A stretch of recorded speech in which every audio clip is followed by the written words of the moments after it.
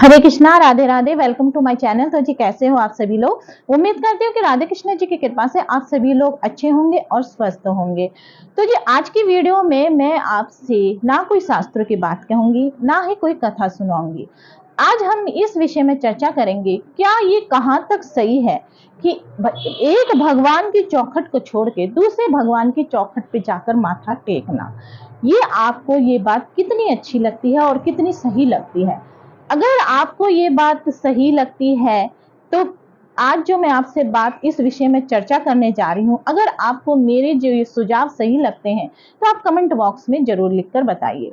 तो जी बात यह है कि मैंने कई लोगों को देखा है कि जो कई लोग ऐसे होते हैं कि एक भगवान की चौखट को छोड़ के दूसरे भगवान की चौखट पे माथा टेकने चले जाते हैं। तो क्या इससे उनकी मनोकामना पूर्ण हो जाती है? क्या जो उन्होंने जहां वो पहले पूजा अर्चना कर रहे थे, क्या उन भगवान ने उनकी मनोकामना नहीं सुनी? तो देखिए, ये सब हमारे कर्मों के फल होते हैं। जो चीज हमें जब मिलनी है जब ही मिलेगी, क्योंकि हम इंसान हैं जो सब्र नहीं कर पाते। सारे भगवान एक समान हैं, सारे भगवान आपकी मनोकामना पूर्ण करने की क्षमता रखते हैं।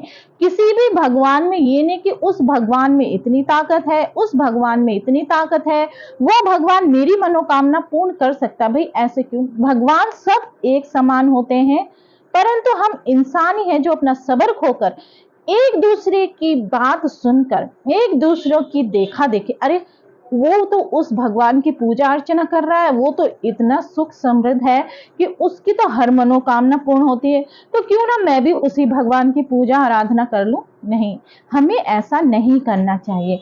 आपको अपने ही भगवान की पूजा आराधना, उन पर विश्वास रखना चाहिए। हमें अपने भगवान के प्रति वफादार रहना चाहिए। एक ना एक दिन आपकी मनोकामना पूर्ण होगी ही होगी। तो देखिए, भगवान का क्या है, जैसे कि कई लोग होते हैं साधु संत के पास जाते हैं, तो वो साधु संत उन्हें उपाय बताते हैं कि आप उनके पास, उस भगवान के पास जाइए, इतना नारियल चढ़ाइए, इतनी परिक्रमा करिए तो आपकी मनोकामना पूर्ण हो जाए। होता क्या है, वो जो साधु होते हैं ना, वो तो उन्हीं भगवान की आराधना कर रहे होते हैं, वो उनके प्रति वफादार होते हैं। होता क्या है कि आप जिनकी पूजा आराधना करते हैं उनको छोड़कर उनके बताए हुए रास्ते पे चलते हैं, तो आप अपने भगवान से छल कपट कर रहे हैं। तो ये बात बिल्कुल भी सही नहीं है। भगवान हमें वो देते हैं, हम जिसकी इच्छा करते हैं वो हमें नहीं देते हैं। जो हमारे लिए सही होता है वो ही हमें देते हैं। तो भगवान जो हमें देते हैं ना, आप उसी पर खुश रहिए और उसी पर आप भगवान की श्रद्धा और भक्ति समझकर उन्हें अपना लीजिए, भगवान का आशीर्वाद समझकर उसको अपना लीजिए। देखिए, बहुत पुरानी एक कथा है।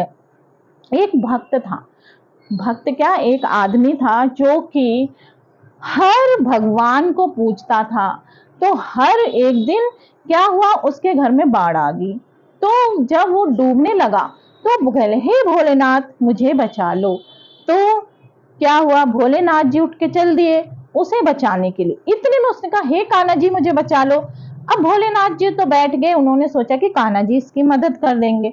अब कान्हा जी को छोड़ के वो कहने लगे, हे बजरंगबली मुझे बचा दो। इस तरीके से उसने सभी भगवान को पुकार लिया, कोई भी भगवान उसकी मदद के लिए नहीं आ पाया और फिर वो अचानक ही डूब गया।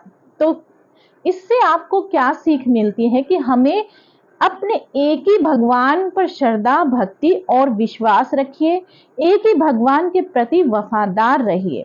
भगवान आपकी सभी मनोकामना, सभी भगवान एक समान हैं, सभी भगवान आपकी सभी मनोकामना पूर्ण कर सकते हैं, परंतु विश्वास, भगवान तो भाव के भूखे होते हैं ना। आप जैसे भगवान के प्रति भाव रखोगे ना, वैसे ही भगवान आपको फल देंगे।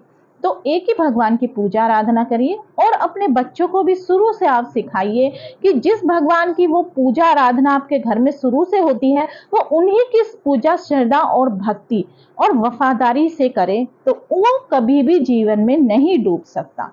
तो इसीलिए एक ही भगवान की पूजा कीजिए, उन्हीं पर विश्वास रखिए, भगवान के प्रति वफादार रहिए। तो ये होता क्या है, जैसे कि भगवानों का जैसे वो होता है, जैसे कि भगवान श्री कृष्ण जी और भगवान शिव जी हैं, ये दोनों भगवान एक दूसरे का नाम आपस में जपते हैं, यानी कि वे एक दूसरे का आराध्य, एक दूसरे के गुरु हैं।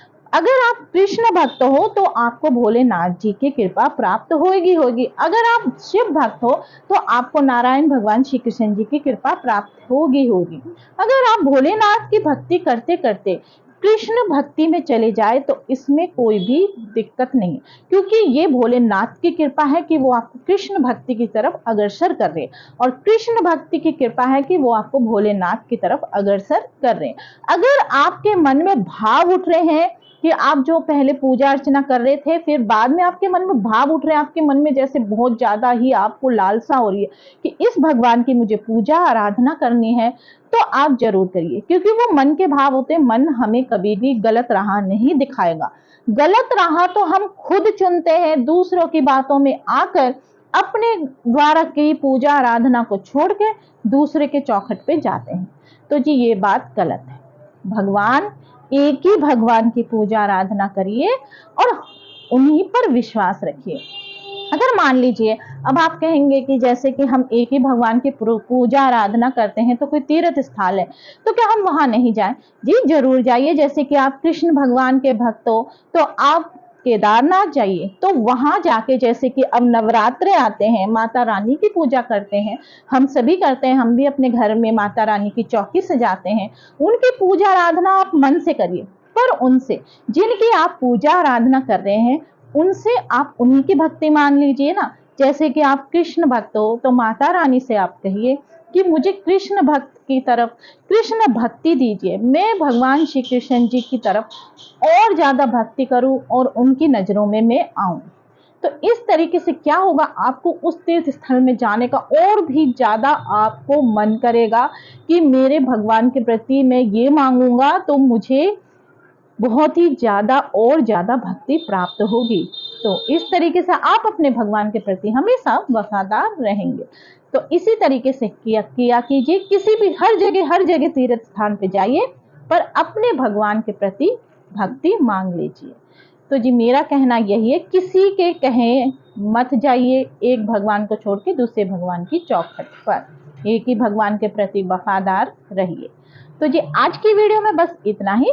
अगर आपको वीडियो अच्छी लगे तो वीडियो को लाइक एंड शेयर करना ना भूलें। हरे कृष्णा, राधे राधे।